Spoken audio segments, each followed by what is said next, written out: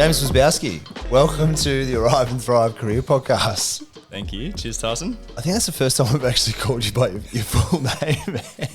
Most people be like, who's that? Because I never get called by my real name, but anyway. You got a few nicknames, don't you?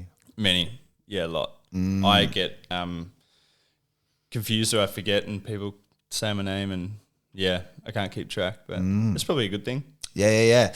Now, listeners, I know James, we're good mates. We go surfing together a lot down here on the peninsula, but you're in a career that I find personally super interesting and fascinating. So every time, we go for a surf or something, I'm always like, what's going on? And can you introduce yourself to everyone and what you do essentially for work?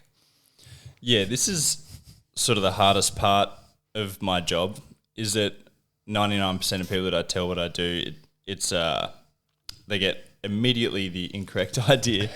So we go, what do you do for work? I go, I'm a sailor or I race sailing boats. And they just didn't even know that was a thing.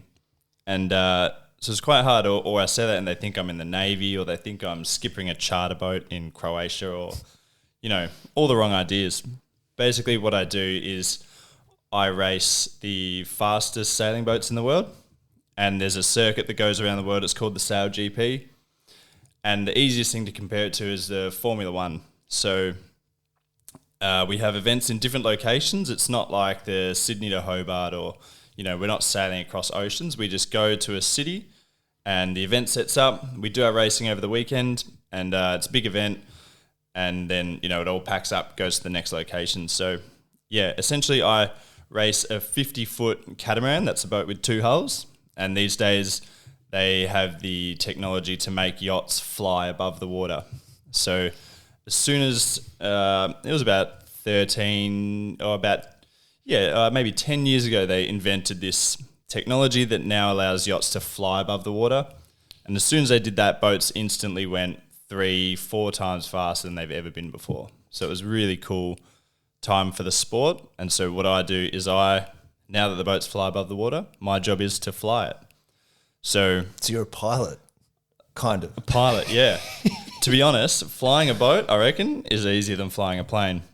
Yeah, okay. Because I can only go within 1 metre above the water or we crash. Whereas a plane, you get a little more leeway. But so essentially what I do is I fly the boat in terms of keeping it up out of the water at the right height. And I've got 5 other people in the yacht with me. And we're all required to be highly active all the time to make the boat go as fast as it can and not crash. So, my technical name is on the boat is I'm the flight controller. Fantastic. Yeah. Now, when you mean flying, so, I immediately think, the boat's just hovering above the water.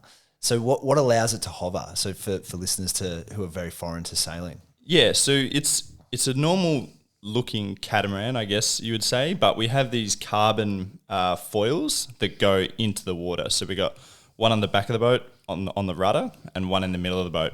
And once we hit a certain speed, we can take off. Those foils generate lift, which makes the boat then sort of rise up out of the water. And then once that hull is not in the water anymore, the drag is like almost completely gone and the boat just shoots off way faster than it was previously going. So we can do 4 times the speed of the wind. Wow. Which is quite crazy to think of. And top speed's 100 kilometers an hour. So if you've got a mate with a ski boat or a power boat, chances are it does not go 100 k's an hour or 55 knots, which is our record at the moment. So it's very, very quick. We have our chase boats, big 30, 35 foot ribs with 600 horsepower, can't keep up when we're sort of hitting our top speed. So it's incredibly quick and it's super cool. Yeah. And I guess the other strange thing about our boats is we don't have a normal soft sail like you see on most boats. We have a wing like what you would see out the side of an aeroplane. So we have this solid wing instead of a sail, which also makes us go much faster. So, yeah. Wild. And so 2 questions, man. So with the boats currently now, like how fast is that technology advancing? Is it like next season there'll be new tech on the boat, or is it like, has it kind of reached its limit, do you feel, or? Yeah, so it's certainly incrementally getting faster each year. this year the record at the moment is 100 k's an hour. Maybe next year they bring some more updates and we could do maybe 105 k's an hour. But certainly in 2013, when this technology really got under control, and the boats, did 2-3 times faster than they were, was quite a significant day or period of time, I should say, where, the whole sport just completely changed. And at that time, I was in the right type of sailing and had the right skill set and was on somewhat that curve of sailing. And then I've been able to sort of stay with that new technology and sort of stay on the front of this development that's happening. Yeah, fantastic, man. And so how does one become a flight controller? And I'm sure, we actually went to that same high school too. So I'm wondering if you sat down with the careers counsellor in high school and were like, yeah, I'm going to be a flight controller. And wasn't on the list of jobs on the printout that I got. What were the ones that were on the printout? Can you remember? I think Ski Patrol was at the top, which I was pretty stoked about. And then I don't think I even read past that because I just was like, sweet, that'll do. Dude, that's way cooler than mine. I got a shepherd and a priest. Perfect. Wild.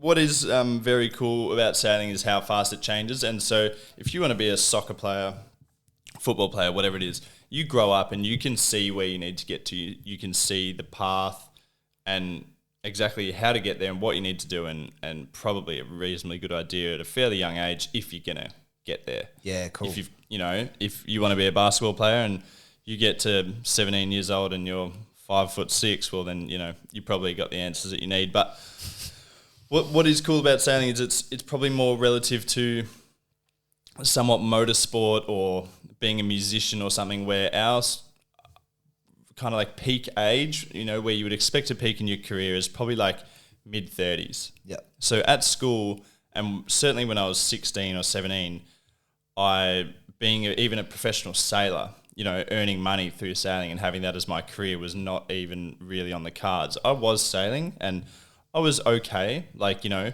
maybe almost in the state team sort of thing. Yep. So I was all right, but certainly I would say 80% of the people I sail with now, or maybe 70-80%, were, competing overseas and probably had won a youth world title and things like that gotcha. At that age. So sailing is a sport where you can, in my case, really put your head down at the age of 17, 18, 19 and catch up and progress fast enough, as it turns out, to sort of get to the top level, which, as I said, wasn't on my radar till I was 20 years old. I sort of thought that is somewhere that I could go, but yeah. That's cool. And so through that period of when you were 16 to 20, were you just kind of obviously doing school and being I love sailing, I want to try and push this as hard as I can and just get better and have fun with it? Or did you have were you the goal is to be a professional sailor? Yeah, so certainly I think something that is slightly different with me than most people is I could never see past the next step. Okay.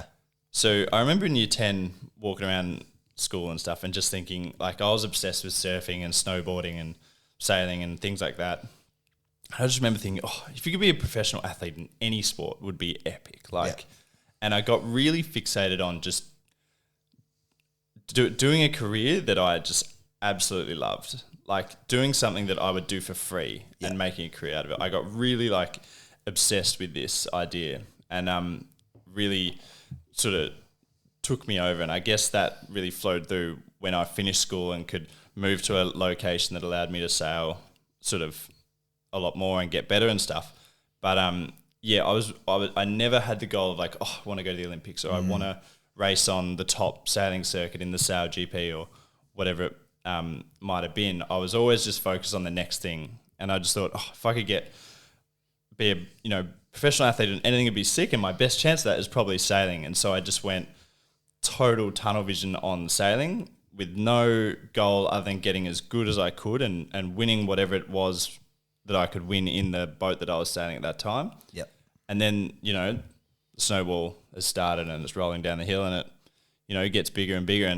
But yeah, for probably at least 4 or 5 years, it was never had any awareness of anything past my immediate next goal, I guess. Yeah, cool.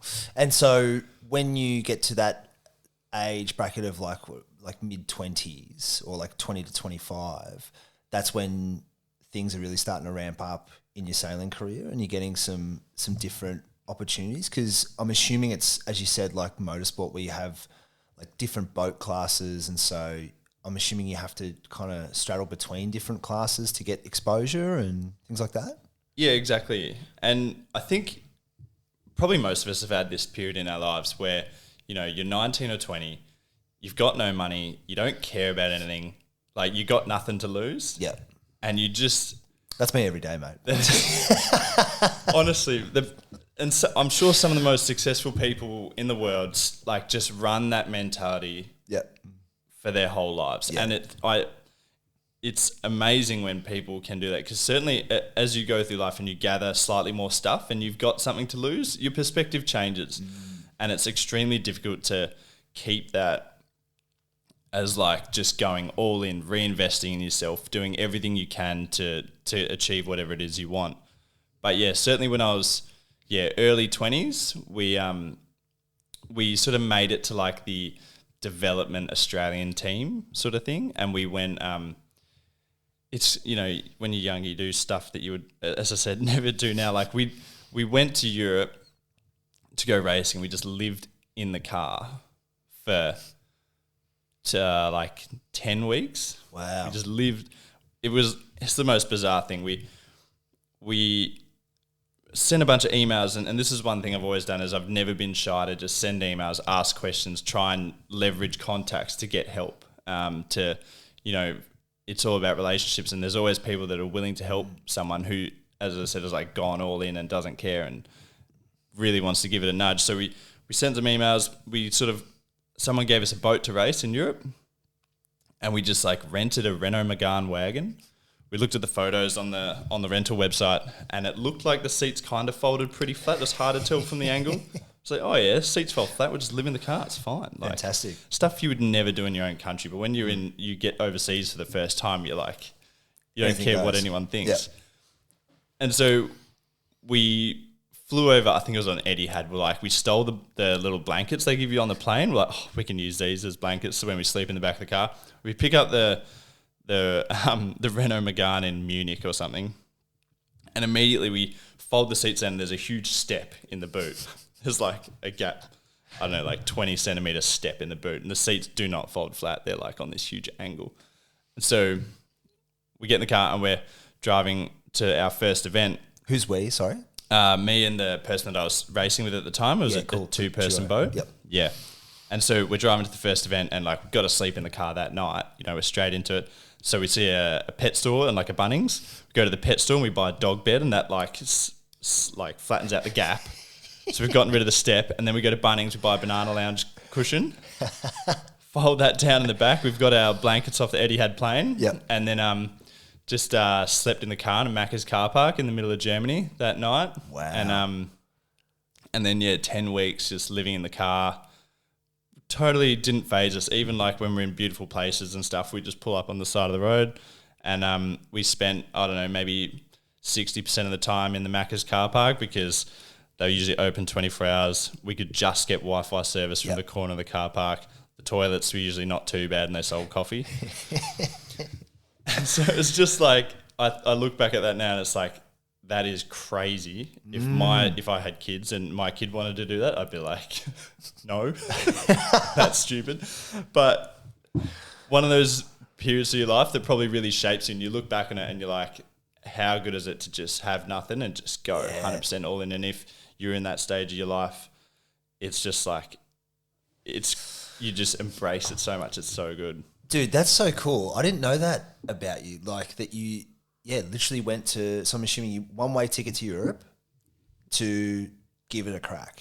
Yep. And I've heard, like, I love hearing stories like that of people in other sports like that who have just gone, one-way ticket to, I was listening to a podcast and I can't remember. Yeah, he was like trying to make it as a soccer player, and he went to like Italy when he was like 16. Like Yeah. lived Heavy. with foreign family, just gave it a crack. And it's like you're putting everything on the line, and it's so true. Like people, I feel like, gravitate to helping people who are like, wow, they really want it. Like, Yeah, 100%. yeah, And it was strange because certainly at school, you know, you always have the impression that you're probably not good enough, you might not make it there. To be honest, when you get to the age of, and I think this is true in a lot of things, like whether, not that I've been to uni, but if you went to uni or sport or music or anything, whatever it is, by the time you get to 21, most of your, if you want to call them competitors, most of your competitors are gone. They just went to the pub and lost interest somewhere along the way. Yep. And you get to the age of 21 and you're still going there 100%. Yep. Like tunnel vision, full focus, don't care about anything. All you want to do is go sailing for me or whatever it is that you're doing. And then you look around and you're like, oh, this person was like, he won a world title when I was 17, and this person, they were awesome, and I thought they were going to, you know, be killing it at this stage, and half of them are just gone. Most people just give up. They've gone to the pub. They kind of got scared. Yeah. It's an age where like responsibilities start to kick in. Yep. Or perspective. Exactly. Yeah. Fascinating. And it's the all in, got nothing to lose, and maybe the people that had a little bit more to lose or just like got worried or something, just suddenly you look around like half a month there and you're like, hang on a sec. I'm like still getting better, still going hard and just going for it, and suddenly, you know, the horizon looks a lot better. Dude, that's really nice to hear, because I try and relate that to my own life, and I feel like that was the same when I started the business. When Dan and I started the business, it was like there was a few people doing like businesses popping up, this kind of vibe, and now 5 years down the track, it's like they're not around, or they've stopped, or they've changed focus, and it's like if you really are driven towards something, it's a long-term game, isn't it? 100%. And it's amazing. I had one of my I was working like the whole time I was doing the sailing thing, like I probably until I don't know, I was 23 or something, like really funded it all myself. Like I was working a day job just at a sailing shop, and you know, was one of the most people I was racing against had funding from the government and that sort of thing to go race at those levels that we were sailing at, and I was sort of really funding almost all of it myself, and like doing, you know, fundraising and stuff, but like really working a day job as well. But I learned some really good lessons from that boss and stuff, and he had a sailing background as well, not like professional or anything, but it's just like the fact that you often think as other people as lucky, but in most, you know, not talking Tats Lotto world, but in terms of business or sport and success and stuff, it's like luck is just skill plus opportunity. And sometimes you feel like you've got all the skill that you need and you're good enough, but you're just not getting the opportunity. But you've almost always, you just got to wait. And it's a battle of perseverance and just waiting it out. And when the opportunity does come, you have to be ready. And that is just so true in sailing. It's this sport that constantly evolves. 1 year to the next, there's a new series that's been developed, or new boats, or new skill sets required, and things just constantly change. And then one day the phone just rings and it's like, are you good to go or not? Like, are you, you know, have you done the work? And here's the opportunity and you've got to go. But that really resonated with me a lot, like skill plus opportunity. And just being able to wait. Yeah, and like that hard work piece to create the opportunity. Yep, 100%. Yeah. And then again, like, you know, the opportunity comes along and you look around and there's like all those people that you thought were going to get it, or thought at this point in your life would be ahead of you. They're not there at that time. And yeah, strange. Cool. That's wild. So mid-20s. So how are you and your mate going in these competitions? Yeah, we're sort of, certainly for the resources that we had, we're doing really well. Basically, we had one boat. We would send it to Europe and send it back, and we'd race the European circuit. But the shipping's like 2 months. So for 4 months of the year, we've got no boat. Right. And so, yeah, we had like quite a bit of bad luck along the way, but we were doing, I think people could see that we were sort of overachieving for what we had. And our results were good enough to keep us just in the Australian team and just get a little bit of funding. And, you know, we were basically just hanging there. And so at this time I was training to basically go to the Olympics. That's what it was in the Australian sort of Olympic squad. Sailing in Australia is one of our most successful sports at the Olympics. And so it's usually sailing and swimming. The swimming's probably a little bit better because they have more races and stuff. But sailing certainly is one of Australia's most successful sports. So the reality is, if you're going to be a sailor for Australia, you pretty much got to be in the top 3 of the world, or you're not going to get sent to the Olympics. Unlike the swimming where 100 metres butterfly turns up and there's 2 or 3 Aussies in the race, in sailing there's only 1 Australian team in each boat. Yep. So at this stage, I had 2 fellow Australian teams that were both in the top 3 of the world. Yep. So for me, it was like, okay, if I sailed for a country that was no good at sailing, great. I'd be going to the Olympics with the results I have. Mm-hmm. And I'd probably, maybe just make the top 10 at the games or something, maybe. And you could look at that and be like, okay, that's great. Like, I wish I was from a terrible sailing country. I'd go to the Olympics. Or I can race for Australia. If I do go to the Olympics, I'll probably get a medal, which is great. And if I don't go to the Olympics, I get to train with the best in the world and the best coaches in the world and become a really good sailor.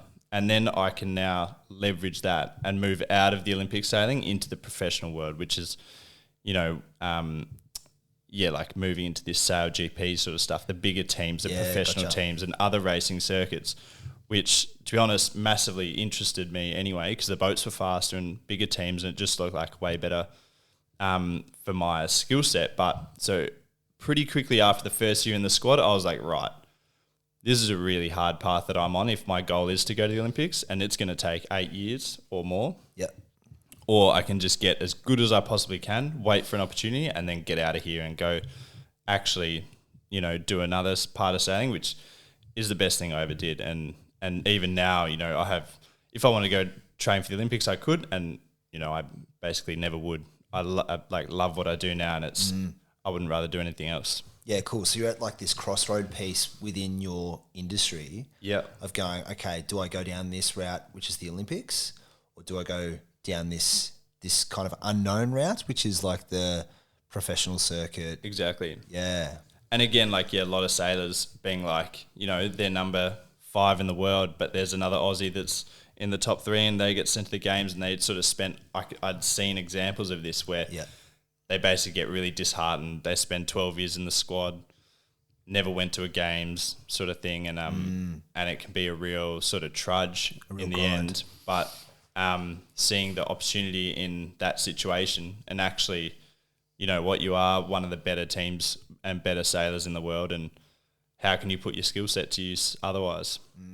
Yeah, love that. That's cool, man. So cool. So you mid-20s, and then you start to do some stuff with like Red Bull, and what's the next kind of chapter look like? Yeah, so this is why I love sailing so much is we're doing our normal thing in the Olympic scene, and then this event pops up, and it's called the Red Bull Youth America's Cup. Yep. So most Australians probably know of the America's Cup, and at the time it was this is right on the time where they invented this foiling technology. Yep. 2013, I think.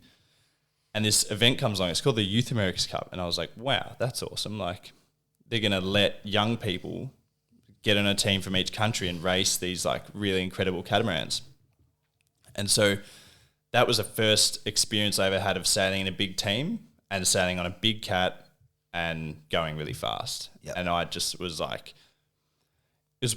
I couldn't believe that they were going to have this event actually happen. Like, a lot of people were saying, that you can't give these boats to young teams and stuff, and they're going to destroy them and this and that. But so I just had to get my head around what was about to happen, and B, the fact that I was on that team and we were going to go to this event and race was like epic. But that was certainly the crossroads where I was like, I was all in on the Olympic thing, and then it was like an immediate tack over to this other path, and going down the big boats, big teams.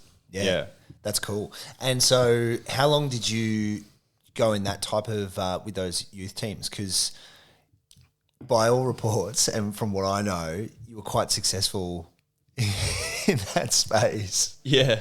And you're quite a modest guy. So can you share with like the listeners, some of the results that you gained from that?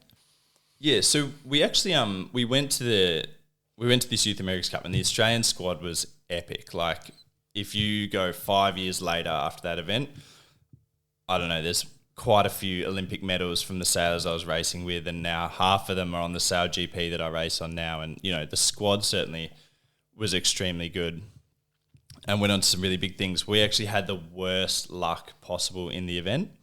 So basically the boat broke in at the time it was the biggest race of our lives, the biggest thing any of us had ever done. The first time we're racing on TV, all this kind of stuff. And the first race, at the first turn, the boat broke and essentially one of our sails just fell out of the sky. Right. And it was like all over in the first race. It was there was many races to come, but with that last place, we knew that we could never really get the result that we wanted. And so it was like this strange time of like something you'd built up so much and then having it ripped away from you through no fault of your own, like literally just a piece of the boat failed, which for whatever reason. And it was really, we were all like devastated, but it really sort of lit a bit of a fire and a bit of like, still had something to prove and like some grit. Really, it wound up the grit. And it just made, for me particularly, I actually had it printed. Like there's a photo of our sail halfway down in the sky and you can just see all of us stood there looking at it and we're all just like devastated. And I actually got it printed and I had it on my wall for years. Really? Blown up massive, just because it was like, I think it was something that really drove me to still prove, what we had and keep pushing hard. Let's say we like went on and won that event. I think it might have like, not had the same effect if what had happened. But basically, within a few months of that event, another big team called me that was racing on, let's say like the second highest circuit in the world, something called the Extreme Sailing Series. This other team called me for that. I started racing with them, went really well. And then, it all sort of snowballed on. And, from that style of sailing, I ended up with 2 world championships in the something called the World Match Racing Tour. Yeah.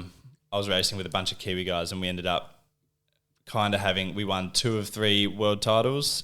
We had more or less like 3 years undefeated on this, on this really high level circuit. But sick. Yeah. I love how you just casually just 2 world titles. Yeah. And like I'd never won a world title in anything. And at the time it was like the biggest, probably the biggest sailing circuit in the world, I guess you could say. So we... Nice feather in the cap. Yeah, it was a really good one. And it was that... It's sort of an interesting one because this is like how sailing, and I think it goes with life as well, right? Like the landscape changed immediately. So this thing was called the World Match Racing Tour. Anyway, it used to be raced in slow boats. New owners bought the series. It's kind of like if you've got I don't know, you got cars racing around a circuit and then you say, oh, we're going to make them go twice as fast and it's now like this, right? So the whole landscape changes. And they go, right, now it's in these fast boats, which suited me and a big reason why I joined the team, or the team called me that they did. So they go, all right, the boats are really fast and the winner gets $1 million.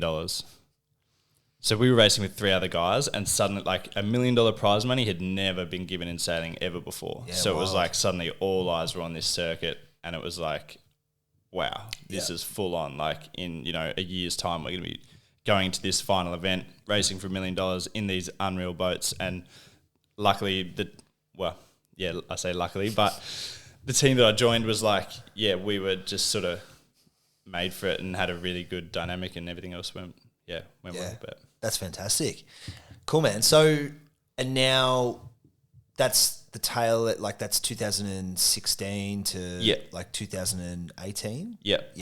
Exactly. And then you start racing at the SailGP level for Team China first? Yeah, exactly. So we finished we were sort of racing 30-foot boats that were, some were foiling and some weren't, and so it was like quite extreme for that period. Yep. But then in 2019 this new series started called the SailGP, and that's when the boats went really turbo. And when they even announced their plans, like these boats had been raced one boat versus one boat at that time.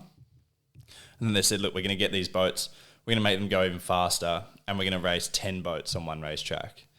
And it was like mind-blowing. Everyone was like, this has never been done before. Essentially, what continues to happen in sailing is event organisers and designers come up with ideas and build boats that are at the time more or less unraceable. Yep. Like we can barely sail them and we can barely race them, and then we get better and better and better and we get them more under control. But certainly in the initial stages, it's like completely overwhelming for everyone. And so it's really cool sort of aspect of it that like we're being asked to do things that no one has done before and we're not capable of at the time. But it's amazing how quickly you can progress when you have to. So 2019, this thing starts, SailGP. It's the next biggest and fastest thing, and I joined the Chinese team, which is cool. Basically, there's like 2 Chinese on our boat and 4 non-Chinese. Some teams are fully, like the Australian team is almost fully Australian. They're a really good sailing country, or we're a really good sailing country, but for a developing country like China, they say you can have more internationals on, and the rules are set different for different countries. But joined the Chinese team, which is epic for the first season. And then, at the end of the first season for sponsorship financial things, basically we were at a training event and we turned up, and then these Spanish guys turned up. And then we found out that the Spanish team was taking over the Chinese team, and our boat was gone and we were out of the circuit, and that's sort of how the sport goes at that time. Yeah, wow. And then COVID hits. Yeah. Far out. Yeah. And so sailing, the whole circuit, everything just goes on hold, and you come back to the peninsula. And I suppose my take on, because I was hearing through Paddy, who's been on the show as well, but also your brother-in-law, that you were kind of contemplating going, okay, what does this mean for my work? What does this mean for my career? Like, can you take us through that as well? Yeah, massively. So I guess to give people an understanding, in 2019, I spent over 450 hours flying. Yeah.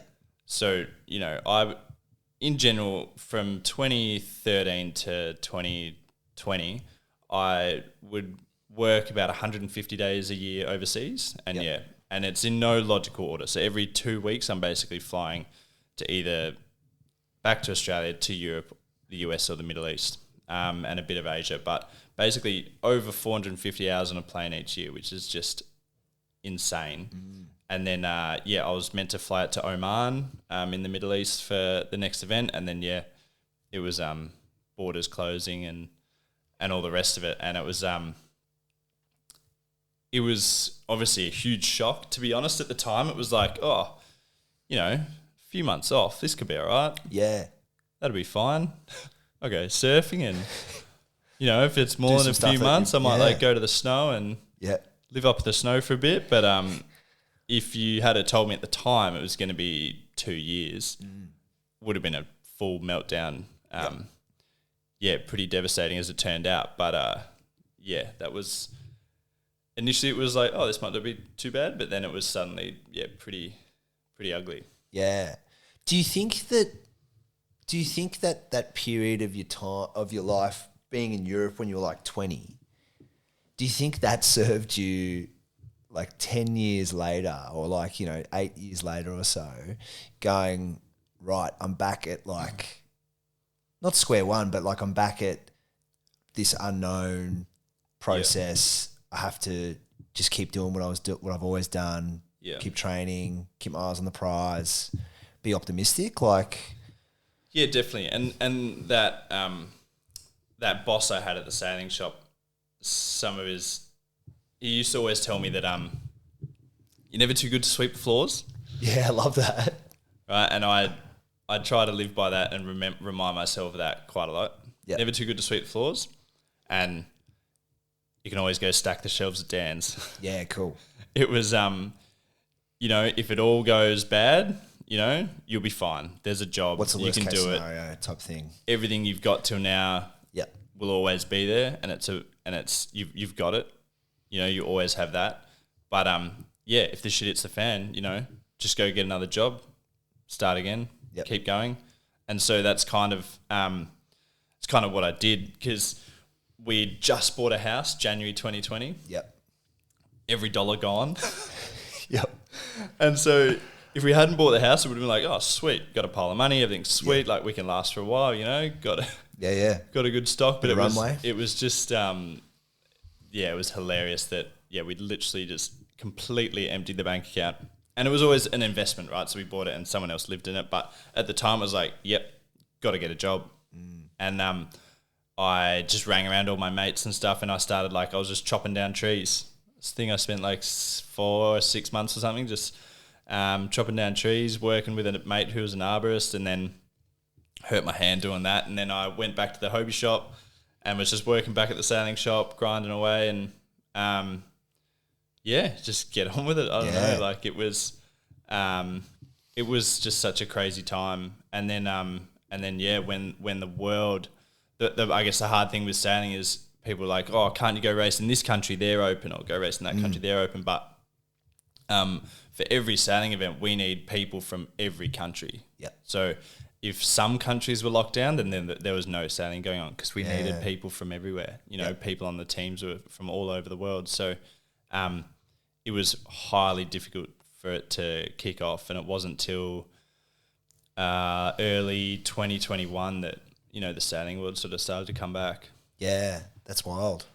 And so, and now you're with Team Germany as a flight controller.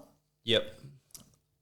Take us through a typical, what is it? Let's say a typical 6 months of your year. Because sure. I'm always like, hey man, you in the country? Do you want to surf? Yeah. And you're like, yeah, I'll be back in a week, or yep, let's go now. Yeah. Your schedule's pretty wild. Give us a snapshot. Yeah, I mean, it is. It's a little bit better now. So my schedule at the moment, I more or less know what I'm doing.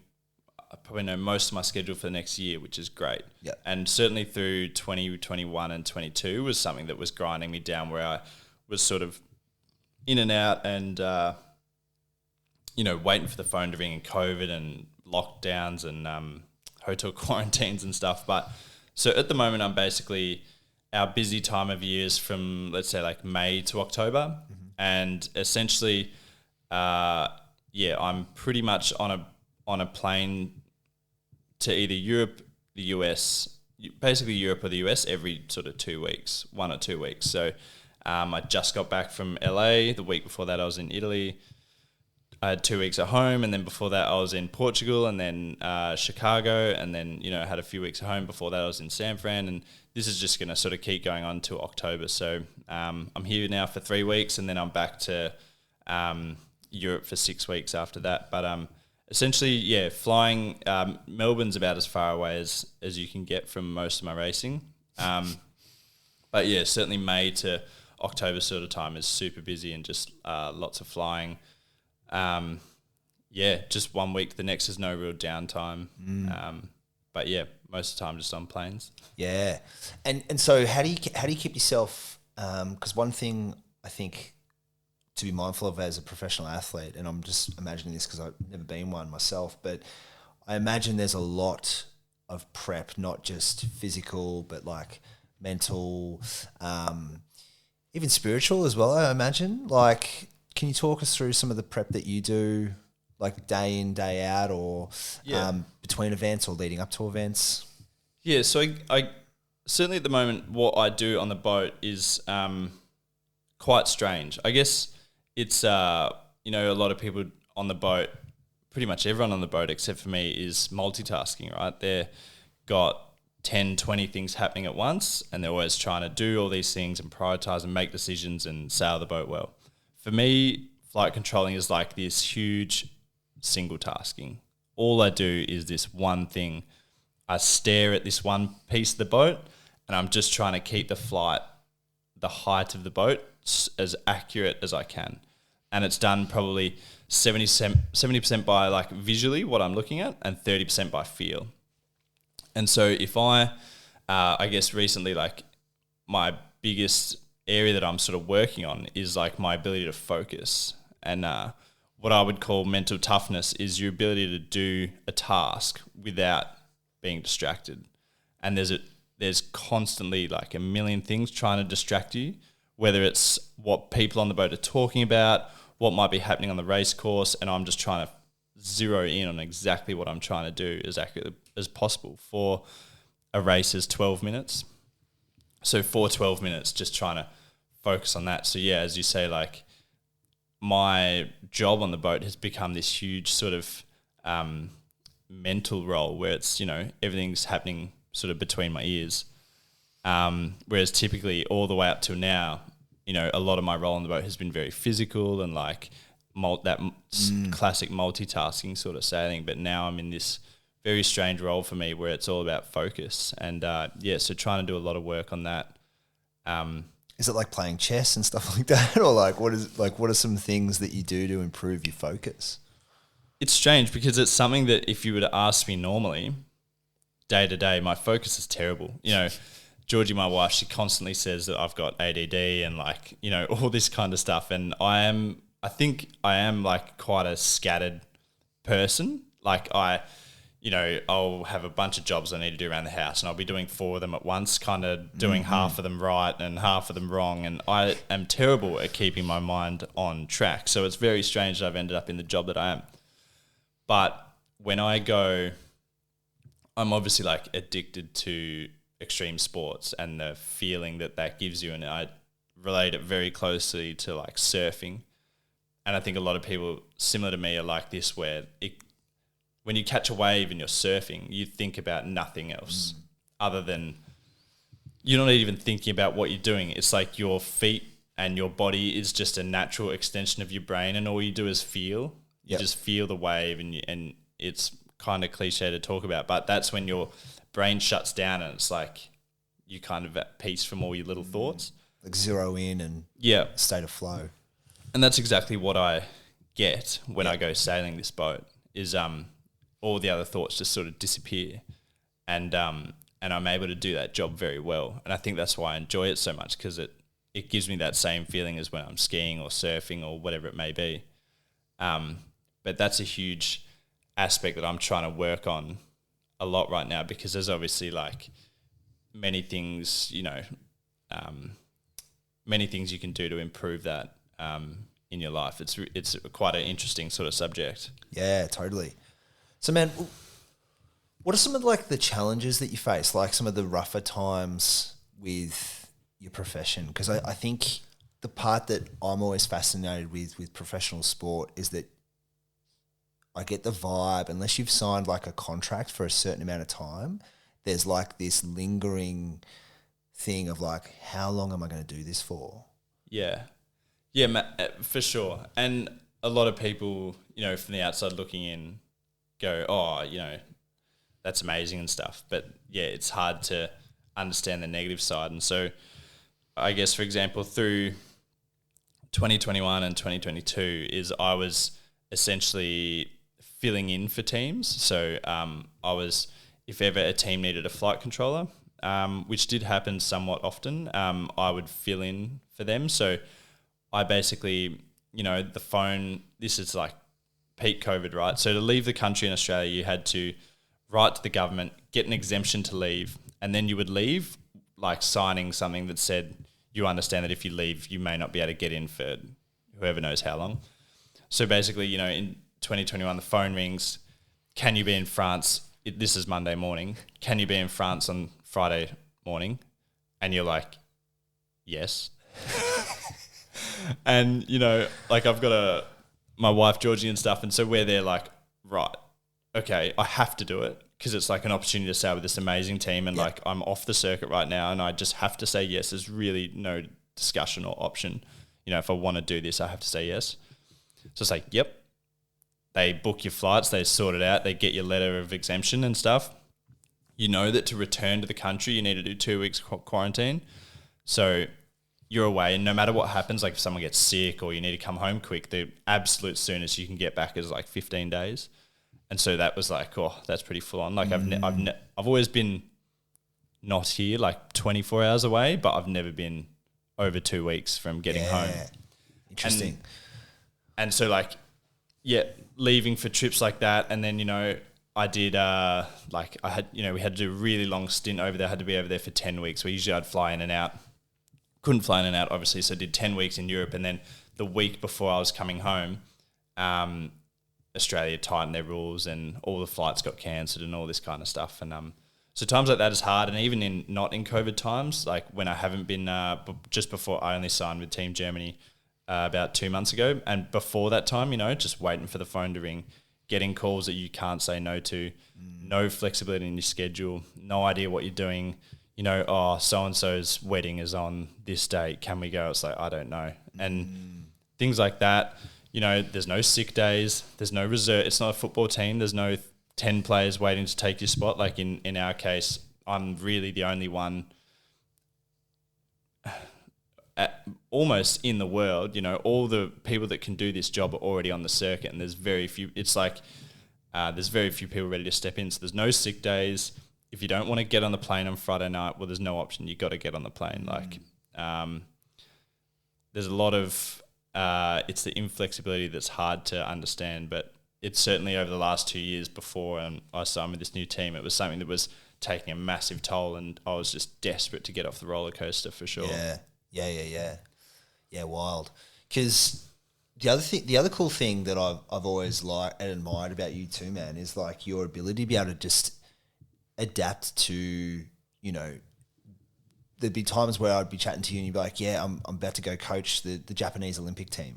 Or as you were just saying before we went on air, the time that you were a commentator for Seven Mate, like you've done many different things and you always seem to like just say yes and figure out how or make it work. Yeah. Like I feel like that type of mentality has served you well and serves probably professional athletes well in general too, being like a yep, I'll figure it out type thing, I'll make it work. Yeah. And something that's become really apparent in the last few years is you never really know what's good and what's bad. Okay. And it's something I've... what do you mean, like, as in... Yeah, so things happen in your life and your career and stuff, and immediately you have an assumption or a knowledge that what is happening right now is a good thing or it's a bad thing. Yeah. And so often you're wrong. Yeah. Or it's not how it turns out. And I'm not going to say like, someone dies, right? I'm not going to say, could be good. Yeah. Like obviously no. But in terms of like career and past and like that kind of sliding doors thing, when something doesn't work out and you end up going down this path and you look back and you go, wow, I can't, like that was actually the best thing that sort of happened. And yeah, cool. As you say, where like with Team China got cut, bouncing around through other teams to where I am now with Team Germany, I'm so much better off having had that experience with different teams in different roles, and I'm so much more of a well-rounded athlete and a way bigger asset to the team now, having gone through that. But at the time, it was all bad. Yeah. It was the worst thing that could have happened and like the worst thing for my progression. But it's happened enough to me now that whenever something that I do assume or presume to be bad, I have that little thing in my head that, maybe it's not. Maybe just embrace it. Keep going down, whatever the next path is or the next option. Yeah. Yeah, that's cool. Where do you see, last two questions really, like where do you see your career progressing and is it just a matter of like most professional sports being like, I just want to be able to do this as long as I can? Yeah, that's a good question because certainly, I've just rejoined this team for like sort of as full time, and a few years down the track, I want to be winning winning the title at the end of the season. You know, for sure, the goal over the short term, like the next 5 years, is to stay in this team, be successful, and get some wins. But there's lots of I think I have a good balance of going as hard as I can with my work and sailing, and but also enjoying the rest of my time off and the other things that I do. So I have options to, work, like with SailGP, I work like 150 days a year or say, and there's opportunities to do all kinds of other sailing things to fill in the gaps. But for me, I'm like highly focused on going surfing, going diving, going skiing, and instead of going, and I find that I perform best at SailGP when I'm rested and had some time off and enjoyed the other things and haven't just been grinding away in something that's not actually, what I need to be doing. So I sort of, I guess I've probably got, you would say 5 or 10 years to keep going at SailGP, but at the same time, I'm trying to like massively enjoy life as much as I can and take all the opportunities to do the fun things, and it's kind of strange. It's like a yin and yang balance. Exactly, and I see there's many examples of people that overextend themselves and just constantly working, doing all this other commitments and stuff, and things get worse or the results don't come and that sort of thing. And I'm really conscious of like finding the right balance between work and traveling for sailing, and then like going off and having my time off and making the most of the days off that I have as well to like have lots of fun and keep the results coming on the professional side of things. What advice have you got for like young people or individuals who are considering that type of professional sporting career? I think it's words of wisdom. Yeah. I think, and again, like when I was talking to career counsellors back in the day and stuff, I used to just think, my plan Bs when I left school, I used to just think, well, someone's got to do it, right? Like, as I said, I was obsessed with finding a job that I would do anyway. I was just trying to find something that I loved and got paid for. So my other options was like, I wanted to be a ski patroller. I wanted to be a heli ski guide. I wanted to be the captain of like super yachts and like travel the world, like skippering these massive motor yachts or sailing yachts and stuff. So I had all these wild ideas of these other careers where it's something that I just epically wanted to do and like could find a way to get paid for it. And so I think just, and people say this to you all the time, oh, find something you love and do that. And I understand that it's way harder than it seems, but or probably way harder than it is, but just that if you're in that time of your life where you can just massively go all in on something, then just do it and enjoy it. And if it's a few years and you end up back at square one, then it doesn't matter. You gave it a crack. 100%, yeah. Just don't worry about the end goal. Just focus on the next goal. Yeah, just on that, man, like follow-up question to that. Did you have people who were like, oh, come on, James, you should be like, maybe you should get like a 9 to 5, like all the time. Go to uni. Yeah. Yeah? All the time. So often. And I just remember thinking like, and some were more direct than others. Yep. And a lot of the time it was from friends and people that you know, and I just would think, well, what's the problem? Like, if I do this for another 5 years and I still have no dollars or no results or whatever it is, then, what have I got? Like, I've had an epic time. I've enjoyed myself. I gave it a full crack. Like, I just didn't see the downside. I thought I was always going to be all right. And the idea of like getting a job to make money, to have super when you're 65, like half the time you don't even make it to 65. Like that was just like not even remotely on my radar. Yeah. And I don't know. I think there is a lot of the time, it's all, I didn't try to be, I think I just naturally was. I was pretty arrogant on the inside, but humble on the outside. Confident or arrogant? I don't know. A combo of both, arrogant, confident. But people used to say, try and talk you out of it. Yeah. And you would just like 0% of that registers and you're just like, watch this. Like, I'm going to show you sort of thing. Drives even more, doesn't it? Massively. Yeah. And I think, I was, obviously you don't want to be overconfident or arrogant on the outside, but I think having that fire on the inside and just like knowing what you're doing and going after it is, needs to be respected and encouraged. Yeah.